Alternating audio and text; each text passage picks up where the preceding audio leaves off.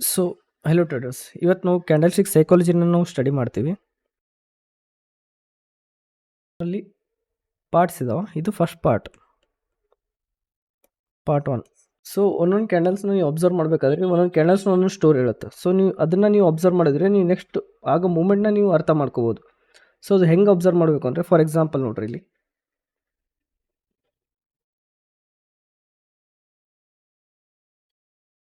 So ಇದು ಮೇಲ್ಗಡೆ wick ಏನು ಹೇಳುತ್ತೆ ಅಂದರೆ ಸೆಲ್ಲಿಂಗ್ ಪ್ರೆಷರ್ ಹೇಳುತ್ತೆ, ಆಯಿತಾ. ಕೆಳಗಡೆ ವಿಕ್ ಏನಿರುತ್ತಲ್ಲ ಬೈಯಿಂಗ್ ಪ್ರೆಷರ್ ಇರುತ್ತೆ, ಅರ್ಥ ಆಯ್ತಾ. ಸೊ ಈ ಕಲರ್ ಯಾವುದಿದೆ ಅದ್ರ ಮೇಲೆ ನಿಮ್ಗೆ ಡಿಪೆಂಡ್ ಇರುತ್ತೆ. ಲೈಕ್ ಈ ಕ್ಯಾಂಡಲ್ ಯಾವುದು, ಫಾರ್ ಎಕ್ಸಾಂಪಲ್ ಗ್ರೀನ್ ಇದ್ದರೆ ಇದೇನು ಬಯರ್ಸ್ ಇದ್ದಾರೆ ಅಂತ ಅರ್ಥ. ಇದರ ಅರ್ಥ ಏನು, ಈ ಕ್ಯಾಂಡಲ್ ಸೆಲ್ಲಿಂಗ್ ಬಂದಿಲ್ಲ ಅಂತಲ್ಲ, ಸೆಲ್ಲಿಂಗ್ ಬಂದಿದೆ. ಬಟ್ ಕಂಪೇರ್ ಮಾಡಿದ್ರೆ ಇವೆರಡಕ್ಕೂ ಬೈಯಿಂಗ್ ಪ್ರೆಷರ್ ಇದೆ. ಇದು ಕೆಳಗಿನ ವಿಕ್ ಅಂದರೆ ಬಯರ್ಸೇ ಇರ್ತಾರಲ್ಲ, ಸೊ ಇದನ್ನು ಬಯರ್ಸೇ ಅಲ್ಲ. ಸೊ ಇವೆರಡನ್ನೂ ನೀವು ಕಂಪೇರ್ ಮಾಡಿದ್ರೆ ಬಯರ್ಸ್ ಜಾಸ್ತಿ ಇರ್ತಾರೆ. ಸೊ ಇದನ್ನು ನೀವು ಅಬ್ಸರ್ವ್ ಮಾಡಬೇಕು. ಸೊ ಈ ಕ್ಯಾಂಡಲಲ್ಲಿ ನಾನು ಹೇಳಿದ್ದು, ಈ ಕ್ಯಾಂಡಲಲ್ಲಿ ಏನಾಗುತ್ತೆ ಅಂದರೆ ಇಲ್ಲಿ ಸೆಲ್ಲಿಂಗ್ ಪ್ರೆಷರ್ ಇದೆ, ಮೇಲ್ಗಡೆ ವಿಕ್ ಅದ ಸೆಲ್ಲಿಂಗ್ ಪ್ರೆಷರ್. ಇದು ಬೈಯಿಂಗ್ ಅಂದ್ಕೊಳ್ಳಿ. ಎಕ್ಸಾಂಪಲ್ ಒಂದು ಗ್ರೀನ್ ಕ್ಯಾಂಡಲ್ ಇದೆ, ಬೈಯಿಂಗ್ ಅಂದ್ಕೊಳ್ಳಿ, ಇದನ್ನು ಬಯರ್ಸ್ ಅಂದ್ಕೊಳ್ಳಿ. ಸೊ ಇಲ್ಲಿ ಜಾಸ್ತಿ ಮೆಜಾರಿಟಿ ಯಾರಿದ್ದಾರೆ, ಸೆಲ್ಲರ್ಸ್ ಇದ್ದಾರೆ. ಸೊ ಪ್ರೈಸ್ ಎಲ್ಲಿ ಮೂವ್ ಆಗುತ್ತೆ, ಕೆಳಗಡೆ ಮೂವ್ ಆಗುತ್ತೆ, ಅಷ್ಟೇ ಸಿಂಪಲ್. ಇದು ಸೈಕಾಲಜಿ. ಕ್ಯಾಂಡಲ್ ಸ್ಟಿಕ್ನ ಒಂದು ಸ್ಟೋರಿ ನೀವು ಈ ಥರ ಅರ್ಥ ಮಾಡ್ಕೋಬೇಕು. ಎವ್ರಿ ಕ್ಯಾಂಡಲ್ನು ಹಿಂಗೆ ಅಬ್ಸರ್ವ್ ಮಾಡಬೇಕು. ಸೊ ಇನ್ನೊಂದು ಎಕ್ಸಾಂಪಲ್ ನೋಡೋಣ. ನೋಡ್ರಿ,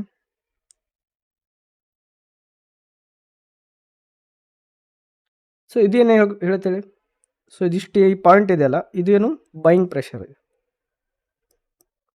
ಬೈಯಿಂಗ್ ಪ್ರೆಷರ, ರೈಟ್. ಇದು ಕಲರ್ ಯಾವುದು, ಫಾರ್ ಎಕ್ಸಾಂಪಲ್ ರೆಡ್ ಇದೆ ಅಂದ್ಕೊಳ್ಳಿ. ಬಟ್ ಸ್ಟಿಲ್ ಎಲ್ಲಿ ಹೋಗುತ್ತೆ ಪ್ರೈಸ್, ಮೇಲ್ಗಡೆನೇ ಹೋಗುತ್ತೆ, ಯಾಕಂದರೆ ಇಲ್ಲಿಂದ ಇಲ್ಲಿ ಬಯರ್ಸ್ ಇದ್ದಾರೆ. ಸೊ ಬೈಯಿಂಗ್ ಪ್ರೆಷರ್ ಜಾಸ್ತಿ ಇದೆ ಅಂತ ಅರ್ಥ. ಅಲ್ಲಿ ಬಯರ್ಸ್ ಆಲ್ರೆಡಿ ಆ ಕ್ಯಾಂಡಲಲ್ಲಿ ಎಂಟ್ರ್ ಆಗಿದ್ದಾರೆ ಅಂತ ಅರ್ಥ. ಸೊ ಇದನ್ನು ನೀವು ಅಬ್ಸರ್ವ್ ಮಾಡೋದು ಕಲಿಬೇಕು. ಯಾವುದಾದ್ರೂ ಒಂದು ಕ್ಯಾಂಡಲ್ ಇರಲಿ, ಅದರದ್ದೇ ಒಂದು ಬಿಹೇವಿಯರ್ನ ನೀವು ಅರ್ಥ ಆಗುತ್ತೆ. ಈ ಥರ ನೀವು ಲೈಕ್ ಸ್ಟೋರಿ ಕ್ರಿಯೇಟ್ ಮಾಡಿ ನೀವು ಈ ಥರ ರೀಡ್ ಮಾಡಿದರೆ ನಿಮ್ಗೆ ಈಸಿಯಾಗಿ ನೆಕ್ಸ್ಟ್ ಕ್ಯಾಂಡಲ್ ಮೂಮೆಂಟ್ನ ನೀವು ಅನಾಲಿಸಿಸ್ ಮೊದಲೇ ಗೊತ್ತಾಗ್ಬಿಡುತ್ತೆ. ಸೊ ಈ ಥರ ನೀವು ಅಬ್ಸರ್ವ್ ಮಾಡಿದರೆ ನೀವು ನೆಕ್ಸ್ಟ್ ಮೂಮೆಂಟ್ನೂ ಕ್ಯಾಪ್ಚರ್ ಮಾಡ್ಕೋಬೋದು ಟ್ರೇಡಿಂಗಲ್ಲಿ, ಅರ್ಥ ಆಯ್ತಾ. ಸೊ ಫಾರ್ ಎಕ್ಸಾಂಪಲ್ ಇಲ್ಲಿ ನೋಡ್ರಿ, ಈಗ ಕಂಟಿನ್ಯೂಸ್ ಬೈಯಿಂಗ್ ಆಗ್ತಿದೆ ಅಂದ್ಕೊಳ್ಳಿ. ಸೊ ಇಲ್ಲಿ ರೆಸಿಸ್ಟೆನ್ಸ್ ಇದೆ, green green green, okay. So ಈ ಪಾಯಿಂಟಲ್ಲಿ ಏನಾದರೂ ಈ ಥರ ಹ್ಯಾಮರ್ ಆಯಿತು ಅಂದ್ಕೊಳ್ಳಿ, ಹ್ಯಾಮರ್ ಅಥವಾ ಏನೋ ಲೈಕ್ ಈ ಥರ, ನಾ ಲಾಸ್ಟ್ ಎಕ್ಸಾಂಪಲ್ ಕೊಟ್ಟಂಗೆ ಈ ಥರ ಕ್ಯಾಂಡಲ್ ಆಯಿತು ಅಂದ್ಕೊಳ್ಳಿ. ಸೊ ಇಲ್ಲಿಂದ ಏನಿದೆ, ಸೆಲ್ಲಿಂಗ್ ಪ್ರೆಷರ್ ಇದೆ ಅಂತ ಅರ್ಥನ. ಫಸ್ಟ್ ಪಾಯಿಂಟ್ ಈ ಕ್ಯಾಂಡಲ್ ಸೆಲ್ಲಿಂಗ್ ಕ್ಯಾಂಡಲ್ಲ. ಸೆಕೆಂಡ್ ಪಾಯಿಂಟ್ ಏನಂದರೆ ಇದು ರೆಸಿಸ್ಟೆನ್ಸ್ ಇದೆ. ರೆಸಿಸ್ಟೆನ್ಸಲ್ಲಿ ಯಾರು ಇರ್ತಾರೆ, ಸೆಲ್ಲರ್ಸ್ ಇರ್ತಾರೆ. ಸೊ ಎರಡು ಕನ್ಫರ್ಮೇಷನ್ ಅಲ್ವಾ. ಸೊ ಈ ಥರ ನೀವು ಟ್ರೇಡ್ ತೊಗೊಂಡ್ರೆ ನಿಮ್ಗೆ ಈಸಿಲಿ ಅರ್ಥ ಆಗುತ್ತೆ ಯಾವ ಕಡೆ ಪ್ರೈಸ್ ಮೂವ್ ಆಗುತ್ತೆ ಅಂತ. ಸೊ ಒಂದನೇ ಕನ್ಫರ್ಮೇಷನ್ ಏನು, ರೆಸಿಸ್ಟೆನ್ಸ್ ಇದೆ. ಎರಡನೇ ಕನ್ಫರ್ಮೇಷನ್ ಏನು, ಇದು ಕ್ಯಾಂಡಲ್ ಸೆಲ್ಲಿಂಗ್ ಪ್ರೆಷರ್ ಇರೋ ಕ್ಯಾಂಡಲ್. ಸೊ ಈ ಥರ ನೀವು ಅಬ್ಸರ್ವ್ ಮಾಡಿದರೆ ಪ್ರೈಸ್ ಕೆಳಗೆ ಹೋಗುತ್ತಂತ ನೀವು ರೆಡಿ ಟ್ರೇಡ್ ತೊಗೊತೀರ. ಸೊ ಇದನ್ನು ನೀವು ಅಬ್ಸರ್ವೇಷನ್ ಮಾಡಬೇಕು. ಈ ಥರ ನೀವು ಟ್ರೇಡ್ ತೊಗೊಂಡ್ರೆ ನೀವು ಸಕ್ಸಸ್ ಆಗ್ತಾವೆ, ಅನಾಲಿಸಿಸು ಕರೆಕ್ಟ್ ಇರ್ತಾವೆ. ಇದೊಂದು ಕ್ಯಾಂಡಲ್ ಇದೆ, ಈ ಥರ ಒಂದು ಕ್ಯಾಂಡಲ್ ಇದೆ. ಸೊ ಯಾವ ಕ್ಯಾಂಡಲ್ ಭಾಳ ಸ್ಟ್ರಾಂಗ್ ಇದೆ, ಅಫ್ಕೋರ್ಸ್ ಈ ಕ್ಯಾಂಡಲ್ ಭಾಳ ಸ್ಟ್ರಾಂಗ್ ಇದೆ, ಅರ್ಥ ಆಯ್ತಾ. ಈ ಕ್ಯಾಂಡಲ್ ಲೆಸ್ ಸ್ಟ್ರಾಂಗ್ ಇದೆ, ಸ್ಟ್ರಾಂಗ್ ಇಲ್ಲ, ಆಯಿತಾ. ಇದು ಸ್ಟ್ರಾಂಗ್ ಕ್ಯಾಂಡಲ್. ರೀಸನ್ ಏನಿಲ್ಲ, ಬಾಡಿ ದೊಡ್ಡದಿದೆ, ವಿಕ್ ಇರಲಿ ಪರವಾಗಿಲ್ಲ, ಸಣ್ಣ ಸಣ್ಣ ವಿಕ್ ಇದಾವೆ, ಬಟ್ ಬಾಡಿ ದೊಡ್ಡದಿದೆನಾ. ಸೊ ಸ್ಟ್ರಾಂಗ್ ಬೈಯಿಂಗ್ ಆದರೂ ಇರುತ್ತೆ, ಸ್ಟ್ರಾಂಗ್ ಸೆಲ್ಲಿಂಗ್ ಆದರೂ ಇರುತ್ತೆ, ಸ್ಟ್ರಾಂಗ್ ಇರುತ್ತಾ. ಸೊ ಇದ್ರಾಗ ಏನೂ ಇಲ್ಲ, ಮೀನ್ಸ್ ಬಾಡಿ ಭಾಳ ಸಣ್ಣದಿದೆ, ವಿಕ್ನು ಸ್ಮಾಲ್ ಇದಾವೆ. ಸೊ ಇಲ್ಲಿ ಯಾರಿಗೂ ಇಂಟ್ರೆಸ್ಟ್ ಕಮ್ಮಿ ಇದೆ ಅಂತ ಇಲ್ಲಿ ಈ ಪಾಯಿಂಟಲ್ಲಿ. ಸೊ ಇದನ್ನು ನೀವು ಅಬ್ಸರ್ವ್ ಮಾಡಿ. ಫಾರ್ ಎಕ್ಸಾಂಪಲ್ ನೋಡಿ, ಈಗ ನೋಡಿ ಈ ಸ್ಮಾಲ್ ಕ್ಯಾಂಡಲಲ್ಲೇ ಸ್ಮಾಲ್ ಕ್ಯಾಂಡಲ್ಸಲ್ಲೇ ಬುಲಿಶ್ ಆ್ಯಂಗಲ್ಫಿಂಗ್ ಆಯ್ತು ಅಂದ್ಕೊಳ್ಳಿ.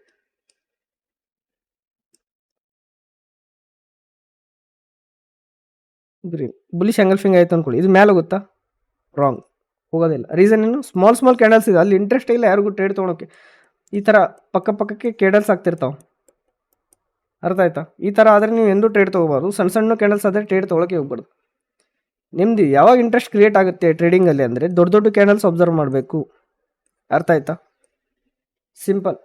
ಈ ಥರ ಇದ್ದಾಗ ಮಾತ್ರ ಈ ಹೆಲ್ದಿ ಕ್ಯಾಂಡಲ್ ಅಂತೀವಿ, ಇದಕ್ಕೆ ಏನಂತೀವಿ, ಹೆಲ್ದಿ ಕ್ಯಾಂಡಲ್, ಅರ್ಥ ಆಯ್ತಾ. ಈ ಥರ ಕ್ಯಾಂಡಲ್ಸ್ ಇದ್ದಾಗ ಮಾತ್ರ ನೀವು ಟ್ರೇಡ್ ತೊಗೋಬೇಕು. ಸಣ್ಣ ಕ್ಯಾಂಡಲ್ಸ್ ಇದ್ದರೆ ಟ್ರೇಡ್ ನೋಡೋಕೆ ಹೋಗ್ಬಾರ್ದು, ಅವತ್ತು ನಿಮ್ಮ ಟ್ರೇಡ್ ಇಲ್ಲ ಅಂತಲೂ ಬಿಟ್ಬಿಡ್ಬೇಕು, ಅರ್ಥ ಆಯ್ತಾ. ಆಮೇಲೆ ಅನಿಸುತ್ತೆ ನಮಗೆ ಲೈಕ್ ಇದನ್ನು ನಾವು ಅಬ್ಸರ್ವ್ ಮಾಡಿದ್ವಿ, ಇದನ್ನು ನಾವು ಮಾರ್ಕೆಟಲ್ಲಿ ನೋಡಿದ್ವಿ, ಪ್ರೈಸಲ್ಲಿ ನೋಡಿದ್ವಿ, ಬಟ್ ಆದರೂ ಆ್ಯಂಗಲ್ಫಿಂಗ್ ಆಯಿತು, ಎಲ್ಲ ಆಯಿತು ಅಂದ್ರೂ ಪ್ರೈಸ್ ಮೇಲೆ ಹೋಗಿಲ್ಲ, ಇದು ವರ್ಕ್ ಆಗಲ್ಲ ಅಂತ ನೀವು ತಿಳ್ಕೊತೀರ. ಸೊ ಅದು ರಾಂಗ್. ಆ್ಯಕ್ಚುಲಿ ದೊಡ್ಡ ದೊಡ್ಡ ಕ್ಯಾಂಡಲಲ್ಲಿ ಆದರೆ ಅದು ಸಪೋರ್ಟ್ ಅಲ್ಲ ಆದರೆ ಎಂಗಲ್ಫಿಂಗ್ ಆದರೆ ಅವಾಗ ವರ್ಕ್ ಆಗುತ್ತೆ, ಅಥವಾ ರೆಸಿಸ್ಟೆನ್ಸ್ ಅಲ್ಲ ಆದರೆ ಅದು ವರ್ಕ್ ಆಗುತ್ತೆ. ಸೊ ಸಣ್ಣ ಸಣ್ಣ ಕ್ಯಾಂಡಲ್ಸ್ ಆದರೆ ನೀವು ಟ್ರೇಡ್ ತೊಗೊಳಕ್ಕೆ ಹೋಗ್ಬಾರ್ದು. ಅದು ಬಿಟ್ಟರೆ ಇನ್ನೊಂದು ನೀವು ಕ್ಯಾಂಡಲ್ ನೋಡಿರ್ತಾರೆ ವಿತೌಟ್ ವಿಕ್ ಇರ್ತಾವೆ, ವಿಕ್ ಇರಲ್ಲ ಮೇಲ್ಗಡೆ ಇರಲ್ಲ, ಅದು ಭಾಳ ಸ್ಟ್ರಾಂಗ್ ಇರುತ್ತೆ ಕ್ಯಾಂಡಲ್. ಅದಕ್ಕೇನಂತೀವಿ ನಾವು ಮಾರುಬೂಜು ಕ್ಯಾಂಡಲ್ ಅಂತೀವಿ. ಏನು ಮಾರುಬೂಜು, ಇದರ ಅರ್ಥ ಏನು? ಇದು ಆ್ಯಕ್ಚುಲಿ ಜಪನೀಸ್ ವರ್ಡ್ ಇದು ಮಾರುಬೂಜು. ಇದು ಸೆಲ್ಲಿಂಗಲ್ಲೂ ಇರುತ್ತಾ ಬೈಯಿಂಗಲ್ಲೂ ಇರುತ್ತಾ, ಇದು ರೆಡ್ ಕ್ಯಾಂಡಲ್ಲೂ ಇರುತ್ತಾ ಗ್ರೀನ್ ಕ್ಯಾಂಡಲ್ಲೂ ಇರುತ್ತೆ. ಅರ್ಥ ಆಯ್ತಾ? ಮಾರುಬೂಜು ಕ್ಯಾಂಡಲ್ ಅಂತ ಹೇಳ್ತೀವಿ ಇದಕ್ಕೆ. ಅಂದ್ರೇನು? ಎಕ್ಸ್ಟ್ರೀಮ್ ಬೈಯಿಂಗ್ ಅಂತೀವಿ ಇದಕ್ಕೆ, ಆರ್ ಎಕ್ಸ್ಟ್ರೀಮ್ ಸೆಲ್ಲಿಂಗ್. ರೆಡ್ ಆದರೆ ಎಕ್ಸ್ಟ್ರೀಮ್ ಸೆಲ್ಲಿಂಗ್ ಇರುತ್ತೆ, ಅಂದರೆ ಅಲ್ಲಿ ಭಾಳ ದೊಡ್ಡ ಸೆಲ್ಲಿಂಗ್ ಬಂದಿದೆ ಅಂತ ಅರ್ಥ. ಯಾರು ಇನ್ಸ್ಟಿಟ್ಯೂಷನ್ದವ್ರು ಬೈ ಮಾಡ್ತಿದ್ದಾರೆ ಅಲ್ಲಿ ಅಥವಾ ಸೆಲ್ ಮಾಡ್ತಿದ್ದಾರೆ ಅಂತ ಅರ್ಥ. ಈಗೇನು ಮೂಮೆಂಟಮ್ ಆಫ್ ದಿ ಕ್ಯಾಂಡಲ್ ನಾವು ಅರ್ಥ ಮಾಡ್ಕೊಳ್ಳೋಣ ನೋಡಿ. ಫಾರ್ ಎಕ್ಸಾಂಪಲ್ ಇದು ಕ್ಯಾಂಡಲ್ ದೊಡ್ಡದಿದೆನಾ, ರೆಡ್ ಅಂದ್ಕೊಳ್ಳಿ. ಈ ಕ್ಯಾಂಡಲ್ ಅದಕ್ಕಿಂತ ಸ್ವಲ್ಪ ಸಣ್ಣದಿದೆನಾ, ಎದ್ರ ಕ್ಯಾಂಡಲ್ ಇದಕ್ಕಿಂತ ಸಣ್ಣದಿದೆನಾ, ರೆಡ್ ಅಂದ್ಕೊಳ್ಳಿ. ಇದೂ ರೆಡ್ಡೇ ಇರಲಿ. ಇದನ್ನು ನೋಡಿ ಏನು ಹೇಳ್ತೀರಾ ನೀವು? 3 ಬ್ಲ್ಯಾಕ್ ಕ್ರೋಸ್ ಅಂತಾರೆ ಇದಕ್ಕೆ. ಅಂದ್ಕೊಂಡು ಏನು ಮಾಡ್ತೀರಾ, ಕೆಳಗಿನ ಸೈಡ್ ಟ್ರೇಡ್ ತೊಗೊತೀರಾ. ಆ್ಯಕ್ಚುಲಿ ಇಲ್ಲಿ ಸಪೋರ್ಟ್ ಆಯಿತು ಅಂದ್ಕೊಳ್ಳಿ, ಎಲ್ಲರೂ ಏನು ಮಾಡ್ತಾರೆ ಕೆಳಗಿನ ಸೈಡ್ ಟ್ರೇಡ್ ತೊಗೊತಾರೆ. ಇದು ರಾಂಗ್. ಇದು ಹೇಳ್ತೀನಿ ಹೆಂಗಂತ. ಫಸ್ಟ್ ಕ್ಯಾಂಡಲ್ ಬಿಗ್ ಇದೆನಾ, ಸೆಕೆಂಡ್ ಕ್ಯಾಂಡಲ್ ಮೀಡಿಯಮ್ ಇದೆನಾ, ಥರ್ಡ್ ಕ್ಯಾಂಡಲ್ ಸ್ಮಾಲ್ ಇದೆ. ಸೊ ಬರ್ತಾ ಬರ್ತಾ ರೆಡ್ ಕ್ಯಾಂಡಲ್ ಇಂಟ್ರೆಸ್ಟ್ ಕಮ್ಮಿ ಆಗ್ತಿದೆ. ಅಂದ್ರೇನು? ಸೆಲ್ಲರ್ಸ್ ಇಂಟ್ರೆಸ್ಟ್ ಇಲ್ಲಿ ಪಾಯಿಂಟಲ್ಲಿ ಕಮ್ಮಿ ಆಗ್ತಾ ಇದೆ ಅಂತ ಅದನ್ನು ಅಬ್ಸರ್ವ್ ಮಾಡ್ಬೇಕು. ನಾವೇನು ಮಾಡ್ತೀವಿ, ಕಂಟಿನ್ಯೂಸ್ ರೆಡ್ ಕ್ಯಾಂಡಲ್ 3 ಆಗಿದಾವಪ್ಪ ಹೆಲ್ದಿ ಕ್ಯಾಂಡಲ್ಸ್ ಅಂತ ನೀವೇನು ಮಾಡ್ತೀರಾ, 3 ಬ್ಲ್ಯಾಕ್ ಕ್ಲೋಸ್ ಅಂತ ತಿಳ್ಕೊಂಡು ಇಲ್ಲಿ ಎಂಟ್ರ್ ಆಗಿಬಿಡ್ತಾರೆ ಕೆಳಗಿನ ಸೈಡ್. ಇಲ್ಲಿ ಏನಿರುತ್ತೆ ಅದು ಸಪೋರ್ಟ್ ಇರುತ್ತೆ. ಸಪೋರ್ಟ್ ಇದಕ್ಕೆ ಏನು ಮಾಡ್ತಾರೆ, ಇಲ್ಲಿ ಬಯರ್ಸ್ ಎಂಟ್ರ್ ಆಗ್ತಾರೆ, ಮೇಲೆ ಹೋಗ್ತಾರೆ. ಅದನ್ನಷ್ಟೇ ಅಬ್ಸರ್ವ್ ಮಾಡಿದೆ. ಈ ಕ್ಯಾಂಡಲ್ಸ್ನೂ ಅಬ್ಸರ್ವ್ ಮಾಡಬೇಕು. ಸ್ಮಾಲ್ ಬರ್ತಾ ಸ್ಮಾಲ್ ಆಗ್ತಾ ಹೋಗ್ತಿದೆ ಏನೋ ಕ್ಯಾಂಡಲ್ಸ್. ಇದರ ಅರ್ಥ ಏನು? ಸೆಲ್ಲಿಂಗ್ ಇಂಟ್ರೆಸ್ಟ್ ಕಮ್ಮಿ ಆಗ್ತಿದೆ ಅಂತ. ಅಂದರೆ ಅಲ್ಲಿ ಬಯರ್ಸ್ ಇಂಟ್ರೆಸ್ಟ್ ತೋರಿಸ್ತಾ ಇದ್ದಾರೆ ಅಂತ ಅರ್ಥ. ಬಯರ್ಸ್ ಎಂಟ್ರಿ ಆಗೋ ಚಾನ್ಸಸ್ ಭಾಳ ಇರುತ್ತೆ. ಯಾವಾಗ ಸೆಲ್ಲಿಂಗ್ ಪ್ರೆಷರ್ ಕಮ್ಮಿ ಆಗುತ್ತೆ ಅಲ್ಲಿ ಬೈಯಿಂಗ್ ಪ್ರೆಷರ್ ಜಾಸ್ತಿ ಆಗುತ್ತೆ. ಎಲ್ಲಾದರೂ ಪಾಯಿಂಟ್ ಇರಲಿ. ಫಾರ್ ಎಕ್ಸಾಂಪಲ್ ಇಲ್ಲಿ ಸಪೋರ್ಟ್ ಇದೆನಾ, ಇಲ್ಲಿ ಯಾರು ಇರ್ತಾರೆ, ಬಯರ್ಸ್ ಇರ್ತಾರೆ. ಸೊ ಇಲ್ಲಿ ಸೆಲ್ಲಿಂಗ್ ಪ್ರೆಷರ್ ಕಮ್ಮಿ ಆಗ್ತಿದೆ ಅಂದರೆ ಬಯರ್ಸ್ ಬರ್ತಾರಲ್ಲ. ಇದನ್ನು ಮೂಮೆಂಟಮ್ ಆಫ್ ದಿ ಕ್ಯಾಂಡಲ್ಸ್. ಅಂದರೆ ಕ್ಯಾಂಡಲ್ ಮೂಮೆಂಟ್ನ ನೀವು ಅಬ್ಸರ್ವ್ ಮಾಡಬೇಕು. ಎವ್ರಿ ಕ್ಯಾಂಡಲ್ ಎಷ್ಟು ದೊಡ್ಡದಿದೆ, ಇದು ನೆಕ್ಸ್ಟ್ ಕ್ಯಾಂಡಲ್ ಎಷ್ಟು ಸಣ್ಣದಿದೆ, ಇದು ಎಷ್ಟು ಸಣ್ಣದಿದೆ ಅಂತ. ಅದನ್ನು ಅಬ್ಸರ್ವ್ ಮಾಡಿದರೆ ನಿಮ್ಗೆ ಈಸಿಯಾಗಿ ಕ್ಯಾಂಡಲ್ ಸೈಕಾಲಜಿ ನಿಮ್ಗೆ ಅರ್ಥ ಆಗುತ್ತೆ. ಇನ್ನೊಂದು ಅಬ್ಸರ್ವ್ ಮಾಡಿ, ಇಷ್ಟು ದೊಡ್ಡದು ಅನ್ನೋದು ಆಗ್ತವೆ ವಿಕ್. ಇದು ಎಷ್ಟು ದೊಡ್ಡ ಲಾಂಗ್ ಇರುತ್ತಲ್ಲ, ಲಾಂಗ್ ಟೇಲ್ ಏನಿರುತ್ತಲ್ಲ, ಮೀನ್ಸ್ ವಿಕ್, ಲಾಂಗ್ ವಿಕ್ ಏನಿರುತ್ತಲ್ಲ ಅಷ್ಟು ಮಾರ್ಕೆಟ್ ಚೇಂಜ್ ಆಗೋ ಚಾನ್ಸಸ್ ಇದೆ ಅಂತ ಅರ್ಥ. Market scenario or sentiment change ಆಗ್ತಿದೆ ಅಂತ ಅರ್ಥ. ಅಕಸ್ಮಾತ್ ಈ ಥರ ಆಯಿತು ಅಂದ್ಕೊಳ್ಳಿ, ಭಾಳ ದೊಡ್ಡ ಮೂವ್ ಬರ್ತಾ ಇದೆ ಅಂತ ಅರ್ಥ. ಸಡನ್ನಾಗಿ ಒಂದು ಸ್ಟ್ರಾಂಗ್ ಮೂವ್ಮೆಂಟ್ ಬರೋ ಚಾನ್ಸಸ್ ಭಾಳ ಇರುತ್ತೆ ಈ ಪಾಯಿಂಟಲ್ಲಿ. ಅರ್ಥ ಆಯ್ತಾ? ಸೊ ಇದನ್ನು ನೀವು ಅಬ್ಸರ್ವ್ ಮಾಡಬೇಕು. ಎಷ್ಟು ದೊಡ್ಡದು ವಿಕ್ ಆಗುತ್ತಲ್ಲ ಅಷ್ಟು ಒಂದು ಸ್ಟ್ರಾಂಗ್ ಮೂವ್ಮೆಂಟ್ ನೆಕ್ಸ್ಟ್ ಬರೋಕ್ಕೆ ಚಾನ್ಸಸ್ ಇರುತ್ತೆ. ಅಂದರೆ ಮಾರ್ಕೆಟ್ ಸಿನಾರಿಯೋ ಕಂಪ್ಲೀಟಾಗಿ ಸಡನ್ನಾಗಿ ಚೇಂಜ್ ಆಗೋ ಚಾನ್ಸಸ್ ಇರ್ತಾವೆ. ಸೆಲ್ಲಿಂಗ್ ಇದೆ ಸಡನ್ನಾಗಿ ಬೈಂಗ್ ಹೋಗ್ಬೋದು, ಬೈಂಗ್ ಇದ್ದರೆ ಸಡನ್ನಾಗಿ ಸೆಲ್ಲಿಂಗ್ ಹೋಗ್ಬೋದು. ಇದು ನೋಡಿ ಬೈಂಗ್, ಇದು ನೋಡಿರಿ ಸೆಲ್ಲಿಂಗ್ ಇತ್ತು ಅಂದ್ಕೊಳ್ಳಿ, ಇಲ್ಲಿಂದ ಈ ಕ್ಯಾಂಡಲ್ ಆಯಿತು ಅಂದ್ಕೊಳ್ಳಿ, ಸಡನ್ನಾಗಿ ಬೈಂಗ್ ಹೋಗುತ್ತೆ. ಅರ್ಥ ಆಯ್ತಾ? ಇಲ್ಲಿಂದ ಬೈಂಗ್ ಇದೆ ಅಂದ್ಕೊಳ್ಳಿ, ಈ ಕ್ಯಾಂಡಲ್ ಫಾರ್ಮೇಷನ್ ರೆಸಿಸ್ಟೆನ್ಸಲ್ಲಿ ಆಯಿತು ಅಂದ್ಕೊಳ್ಳಿ, ಸಡನ್ನಾಗಿ ಫುಲ್ ಕಂಪ್ಲೀಟ್ ಸೆಲ್ಲಿಂಗ್ ಬರುತ್ತೆ. ನೀವು ಎಲ್ಲಿ ಟ್ರೇಡ್ ತೊಗೋಬೇಕು ಅನ್ನೋದು ಫಸ್ಟ್ ಅಲ್ಲಿಗೆ ಇಟ್ಕೋಬೇಕು. ಎಲ್ಲ ಕಡೆ ಮಿಡಲಲ್ಲಿ ಆಯಿತು ಅಂದರೆ ಎಂಟ್ರಿ ತೊಗೊಳೋದಲ್ಲ. ಕೆಲವೊಂದು ಪಾಯಿಂಟ್ ಇರ್ತವೆ, ಆ ಪಾಯಿಂಟಲ್ಲೇ ನೀವು ಎಂಟ್ರಿ ತೊಗೋ. ಸುಮ್ಮನೆ ಎಲ್ಲ ಸಿಕ್ಕಲ್ಲಿ ಇದು ನೋಡಿ ಎಂಟ್ರಿ ತೊಗೊತೀರಂದರೆ ವರ್ಕ್ ಆಗೋಲ್ಲ. ಪಾರ್ಟ್ 2 ಅಲ್ಲಿ ಸ್ವಲ್ಪ ಥೇರಿ ಪಾರ್ಟ್ ಇದೆ. ಮೀನ್ಸ್ ಮೈಂಡ್ ಸೆಟ್ನ ನೀವು ಫಿಕ್ಸ್ ಆಗಿ ಇಟ್ಕೋಬೇಕು. ಇದ್ರ ಮೇಲೆ ನೀವು ಟ್ರೇಡ್ ತೊಗೊತೀರ, ಇದ್ರ ಮೇಲೆ ತೊಗೋಬಾರ್ದು ಅಂತ.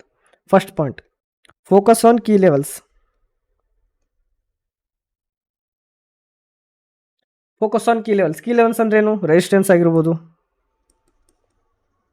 ಸಪೋರ್ಟ್, ಟ್ರೆಂಡ್ ಲೈನ್ಸ್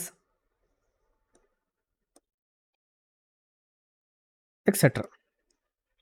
ಅಂದ್ರೇನು? ಕೀ ಲೆವೆಲ್ಸ್ ಅಂದರೆ ರೆಸಿಸ್ಟೆನ್ಸ್ ಅಲ್ಲಿ, ಸಪೋರ್ಟ್ ಆಗಲಿ, ಟ್ರೆಂಡ್ ಲೈನ್ಸ್ ಇದಷ್ಟೇ ಅಲ್ಲ, ಇನ್ನೂ 2-3 ಬರ್ತಾವೆ. ಮೇನ್ ಇವು ಫೋಕಸ್ಡ್ ಇವು ಭಾಳ. ಲೈಕ್ ಟ್ರೆಂಡ್ ಲೈನಲ್ಲೇ ಟ್ರೇಡ್ ತೊಗೋಬೇಕು. ಈಗ ಬೈಯಿಂಗ್ ಟ್ರೆಂಡ್ ಇದ್ದರೆ ಬೈಯಿಂಗ್ ತೊಗೋಬೇಕು ಅಂತ ಹೇಳಿದ್ದೆ, ಸೆಲ್ಲಿಂಗ್ ಟ್ರೆಂಡ್ ಇದ್ದರೆ ಸೆಲ್ಲಿಂಗ್ ತೊಗೋಬೇಕು, ರೆಸಿಸ್ಟೆನ್ಸ್ ಇಲ್ಲಿದ್ದರೆ ಸೆಲ್ ಮಾಡಬೇಕು, ಸಪೋರ್ಟಲ್ಲಿದ್ದರೆ ಬೈ ಮಾಡಬೇಕು. ಇದಂತೂ ಗೊತ್ತಾ? ಈ ಇಂಪಾರ್ಟೆಂಟ್ ಪಾಯಿಂಟ್ಸ್ನ ನೀವು ನಿಮ್ಮದು ಕ್ಯಾಂಡಲ್ ಸ್ಟಿಕ್ ಅನಾಲಿಸಿಸಲ್ಲಿ ಮಾಡಿದರೆ ಮಲ್ಟಿಪಲ್ ಕನ್ಫರ್ಮೇಷನ್, ಅದು ಒಂದು ಕನ್ಫರ್ಮೇಷನ್ ಕ್ಯಾಂಡಲ್ನೇ ಇರುತ್ತೆ, ಎರಡನೇ ಕನ್ಫರ್ಮೇಷನ್ ರೆಸಿಸ್ಟೆನ್ಸ್ ಸಪೋರ್ಟಲ್ಲಿ ಸಿಗುತ್ತೆ ನಿಮಗೆ. ಅರ್ಥ ಆಯ್ತಾ? ಮೂರನೇ ಕನ್ಫರ್ಮೇಷನ್ ಏನಿರುತ್ತೆ ಗೊತ್ತಾ ನಿಮಗೆ? ರೌಂಡ್ ನಂಬರ್ ಅಂತ ಇರುತ್ತೆ. ರೌಂಡ್ ನಂಬರ್ ಏನೇನು ಕೆಲವೊಂದು ಟೈಮ್ ನೋಡಿ 24,000 ಇದೆ ಅಂತ ನೋಡಿ.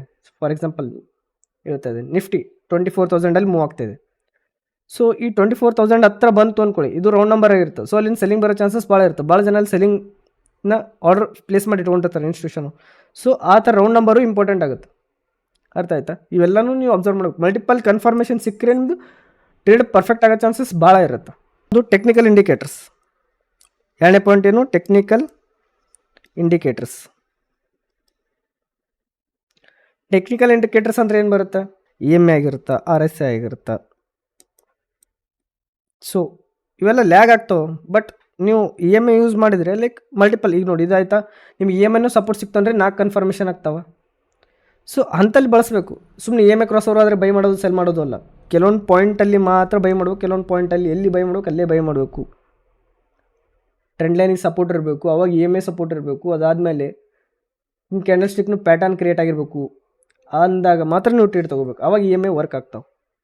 ಸುಮ್ಮನೆ EMA ನೋಡಿ ಟ್ರೇಡ್ ತೊಗೋತೀನಿ, ಕ್ಯಾಂಡಲ್ಸ್ ನೋಡಲ್ಲ ಅಂದರೆ ವೇಸ್ಟ್. ನೀವು ಟ್ರೇಡ್ ಮಾಡೋದೇ ವೇಸ್ಟ್ ಅಲ್ಲಿ. ಎಲ್ಲಿ ಭಾಳ ಜನ EMA ಮೇಲೆ ಟ್ರೇಡ್ ತೊಗೊತಾರೆ, ಹಂಗೆ ರಾಂಗ್. ಅದು 50-50 ಇರುತ್ತೆ EMA ಮೇಲೆ ತೊಗೊಂಡ್ರೆ. ಅದೇ ನೀವು ಟ್ರೆಂಡ್ ಲೈನು, ರೆಸಿಸ್ಟೆನ್ಸು, ಸಪೋರ್ಟು ನೋಡಿ, ಕ್ಯಾಂಡಲ್ ಸ್ಟಿಕ್ಸ್ನು ನೋಡಿ EMA ಮೇಲೆ ತೊಗೊಂಡ್ರೆ ಅದು 50 ಇದ್ದಿದ್ದು 90 ಆಗೋ ಚಾನ್ಸಸ್ ಇರುತ್ತೆ. 90% ಅಕ್ಯುರಸಿ ಆಗೋ ಚಾನ್ಸಸ್ ಇರುತ್ತೆ. ಸೊ ಹಂಗೆ ನೀವು ಟ್ರೇಡ್ ತೊಗೋಬೇಕು. 1ನೇ ಪಾಯಿಂಟ್ ಐತೆ, 2ನೇ ಪಾಯಿಂಟ್. 1ನೇ ಪಾಯಿಂಟ್ ಏನು? ಕೀ ಲೆವೆಲ್ಸಲ್ಲೇ ಟ್ರೇಡ್ ತೊಗೋಬೇಕು. 2ನೇ ಪಾಯಿಂಟು ಟೆಕ್ನಿಕಲ್ ಇಂಡಿಕೇಟರ್ಸ್ ಯೂಸ್ ಮಾಡಬೇಕು. 3ನೇ point Vicks and body are important. So ಒಂದು ಕ್ಯಾಂಡಲ್ದು ಬಾಡಿನೂ ಒಂದು ಸ್ಟೋರಿ ಹೇಳ್ತಾ, ವಿಕ್ಸ್ನು ಒಂದು ಸ್ಟೋರಿ ಹೇಳ್ತಾವೆ. ಸೊ ಇದು ನಾರ್ಮಲ್ ಕ್ಯಾಂಡಲ್. ಇದೇನು ಹೇಳ್ತಾ? ಬಾಡಿ ಯಾವುದು ಇರುತ್ತೆ, ಲೈಕ್ ಗ್ರೀನ್ ಇರಲಿ ರೆಡ್ ಇರಲಿ. ಗ್ರೀನ್ ಇದ್ರೆ ಏನಿರುತ್ತಾ? ಬೈಯಿಂಗ್ ಇದೆ ಅಂತ ಹೇಳ್ತಾ, ರೆಡ್ ಇದ್ದರೆ ಸೆಲ್ಲಿಂಗ್ ಅಂತ ಹೇಳ್ತಾ. ಸೊ ಹೆಲ್ದಿ ಕ್ಯಾಂಡಲ್ ಅಂತೀವಿ. ಇದು ಒಂದು ಸ್ಟೋರಿ ಆಯ್ತಾ? ಏನಾಯ್ತು ಇದೆಲ್ಲ? ಇದು ನೋಡಿದ್ಮೇಲೆ ನಿಮ್ಗೆ ಏನಾಯ್ತು? ಹೆಲ್ದಿ ಕ್ಯಾಂಡಲ್ ಅಪ್ಪ, ಗ್ರೀನ್ ಅಂತ ಅಥವಾ ರೆಡ್ ಅಂತ ಗೊತ್ತಾಯ್ತು, ಹೆಲ್ದಿ ಕ್ಯಾಂಡಲ್ ಅಂತ ಗೊತ್ತಾಯ್ತು. ಅದೇ ಅಕಸ್ಮಾತ್ ಇದು ನೋಡ್ರಿ ಹಿಂಗಿತ್ತು ಅಂದ್ಕೊಳ್ಳಿ, ಇದು ಸೆಲ್ಲಿಂಗ್ ಪ್ರೆಷರ್, ಇದು ರೆಡ್ ಕ್ಯಾಂಡಲ್ ಇತ್ತು ಅಂದ್ಕೊಳ್ಳಿ, ಏನಾಗುತ್ತಾ? ಇದು ಹೆಲ್ದಿ ಕ್ಯಾಂಡಲ್ ಅಲ್ಲ, ನಾವೇಂತೀವಿ ಸೆಲ್ಲಿಂಗ್ ಕ್ಯಾಂಡಲ್. ಯಾವುದಿದು? ಹ್ಯಾಮರ್ ಥರ ಆಗುತ್ತೆ. ಸೊ ಸೆಲ್ಲಿಂಗ್ ಹೋಗುತ್ತೆ ಅಂತ ಹೇಳ್ತೀವಿ. ಅರ್ಥ ಆಯ್ತಾ? ಸೊ ಅದಕ್ಕೆ ವಿಕ್ ಮತ್ತು ಬಾಡಿ ಕಂಪಲ್ಸರಿ ಇಂಪಾರ್ಟೆಂಟ್. ಒಂದು ಪಾಯಿಂಟ್ ನೋಡ್ರಿ, do not need to memorize all candlestick patterns. So ಎಲ್ಲ ಕ್ಯಾಂಡಲ್ ಸ್ಟಿಕ್ ಪ್ಯಾಟರ್ನ್ಸ್ನ ನೀವು ಮೆಮೊರೈಸ್ ಮಾಡೋದು ಅವಶ್ಯಕತೆ ಇಲ್ಲ. ಕೆಲವೊಂದು ನಾನು ಹೇಳಿದ್ನಲ್ಲ 5, ಅವನ್ನಷ್ಟು ನೀವು ಕಲ್ತ್ರೆ ನಿಮ್ಗೆ ಈಸಿಯಾಗಿ ನೀವು ಟ್ರೇಡ್ ತೊಗೊಳಕ್ಕೆ ಈಸಿ ಆಗುತ್ತೆ. ಎಲ್ಲನೂ ಅಬ್ಸರ್ವ್ ಮಾಡಿದ್ರೆ ಎಲ್ಲ ಕನ್ಫ್ಯೂಸ್ ಆಗ್ತೀರಿ. ಎಲ್ಲ ಕಲಿಯೋಕ್ಕೂ ಹೋಗ್ಬಾರ್ದು. ಲಿಮಿಟೆಡ್ ನಿಮ್ಗೆ ಎಷ್ಟು ಅವಷ್ಟರಲ್ಲಿ ಪರ್ಫೆಕ್ಟ್ ಆಗಬೇಕು. ನೀವು ಒಂದೇ ಕಲೀರಿ, ಪರ್ಫೆಕ್ಟ್ ಕಲೀರಿ, ಅದು ಬಂದಾಗೆ ನೀವು ಟ್ರೇಡ್ ತೊಗೊರಿ, ಅಲ್ಲೇ ಸಕ್ಸಸ್ ಆಗುತ್ತೆ. ನೀವೆಲ್ಲ ಕಲಿಯೋದು ಅವಶ್ಯಕತೆ ಇರಲ್ಲ. ಇಂಪಾರ್ಟೆಂಟ್ ಅಂದರೆ 5 ಅಂತ ಹೇಳಿದ್ನ, 5 ಫ್ಯಾಮಿಲೀಸ್ ಹೇಳಿದ್ನ, ಅವು ಅಷ್ಟೇ ಕಲೀರಿ ಸಾಕು. ಸೊ ಇನ್ನೊಂದು ಪಾಯಿಂಟ್ ಹೇಳ್ಬೇಕು ನಾನು ನಿಮಗೆ, ಅದು ಹೇಳಿದ್ದೀನಿ, ಮುಂಚೆನೂ ಹೇಳಿದ್ದೀನಿ, ಸುಮ್ಮನೆ ಇದರಲ್ಲಿ ಆ್ಯಡ್ ಮಾಡ್ತಾಯಿದ್ದೀನಿ. Avoid trading in sideways market. Sideways ಇದ್ದಲ್ಲಿ ನೀವು ಟ್ರೇಡ್ ಮಾಡೋಕ್ಕೆ ಹೋಗ್ಬಾರ್ದು. ಏನಾಗುತ್ತಾ? ಇಲ್ಲಿ ಬೈ ಮಾಡ್ತೀರಾ, ಇಲ್ಲಿ ಸಣ್ಣದೇ ಇರುತ್ತೆ, ಡಿಸ್ಟೆನ್ಸ್ ಭಾಳ ಇರಲ್ಲ. ಒಂದು 10 ಪಾಯಿಂಟ್ಸ್ ಡಿಸ್ಟೆನ್ಸ್ ಅನ್ಕೊಂಡು ನೀವು 10 ಪಾಯಿಂಟಿಗೆ ಎಕ್ಸಿಟ್ ಆಗಲ್ಲ, 30 ಪಾಯಿಂಟ್ಸ್ ಟಾರ್ಗೆಟ್ ಇಟ್ಕೊಂಡು ಕೂತೀರಿ. ಇಲ್ಲಿ ಹೋಗ್ತೀರಾ, ವಾಪಸ್ ಬರುತ್ತಾ, ಮತ್ತು ಇಲ್ಲೇ ಬರಲ್ಲ, ಸ್ವಲ್ಪ ಕೆಳಗೆ ಹೋಗಿ ಮೇಲೆ ಹೋಗುತ್ತೆ, ವಿಕ್ ಮಾಡಿ ಎಸೆಲಿಟ್ ಆಯಿತು, ಮತ್ತು ಇಲ್ಲಿ ಬರುತ್ತಾ, ಮತ್ತೆ ಎಸೆಲಿಟ್ ಆಯಿತು, ಇಲ್ಲಿ ಬರುತ್ತೆ ಎಸೆಲಿಟ್ ಆಯಿತು, ಇಲ್ಲಿ ಬರುತ್ತೆ ಎಸೆಲಿಟ್ ಆಯಿತು. ಸೊ ಸೈಡ್ವೇಸಲ್ಲಿ ಟ್ರೇಡ್ ಮಾಡಬಾರ್ದು. ಸೊ ಇದು ಸೈಕಾಲಜಿ. ಸೊ ಇದನ್ನು ಇಷ್ಟನ್ನು ನೀವು ಅಬ್ಸರ್ವ್ ಮಾಡಿದರೆ, ಇವಿಷ್ಟನ್ನು ನೀವು ಕಲ್ತ್ರೆ ಮೀನ್ಸ್ ಲೈಕ್ ಟ್ರೇಡ್ ಪ್ರಾಫಿಟ್ ಕೊಡ್ತಾವೆ, ಲಾಸನ್ನು ಕೊಡ್ತಾವೆ, ಬಟ್ ಇಲ್ಲ ಅಂತಲ್ಲ. ಬಟ್ ನೀವು ಪರ್ಫೆಕ್ಟ್ ಪಾತಲ್ಲಿ ಹೋಗ್ತೀರಿ. ಸುಮ್ಮನೆ ಎಲ್ಲಿ ಸಿಕ್ಕಲ್ಲಿ ಎಂಗಲ್ಫಿಂಗ್ ನೋಡಿದೆ ಟ್ರೇಡ್ ತೊಗೊಂಡೆ ಅನ್ನೋದಲ್ಲ. ಎಲ್ಲೇ ಪಾಯಿಂಟಿಗೆ, ಟ್ರೆಂಡ್ ಲೈನಿಗೆ, ರೆಸಿಸ್ಟೆನ್ಸಿಗೆ, ಸಪೋರ್ಟಿಗೆ ಇಂಥಲ್ಲೇ ನೋಡಿ ಟ್ರೇಡ್ ತೊಗೋಬೇಕು. ಪ್ಲಸ್ EMA ಸಪೋರ್ಟ್ ಇದ್ದರೆ ಅಂತಲ್ಲಿ ತೊಗೋಬೇಕು. ಸೊ ಹಂಗೆ ನೀವು ಟ್ರೇಡ್ ತೊಗೊಂಡ್ರೆ ಪ್ರಾಫಿಟಬಲ್ ಆಗಿರ್ತೀರಿ. ಇಲ್ಲ ಸುಮ್ಮನೆ ಎಲ್ಲೋ ಎಂಗಲ್ಫಿಂಗ್ ಆಯಿತು, ಎಲ್ಲೋ ತೊಗೊಂಡೆ ಮಿಡಲ್ ಇಲ್ಲ ಅಂದರೆ ಲಾಸ್ ಆಗೇ ಆಗುತ್ತೆ. ಸೊ ಎಲ್ಲಿ ಟ್ರೇಡ್ ತೊಗೋಬೇಕು ಅಲ್ಲೇ ತೊಗೋಬೇಕು. So thank you guys.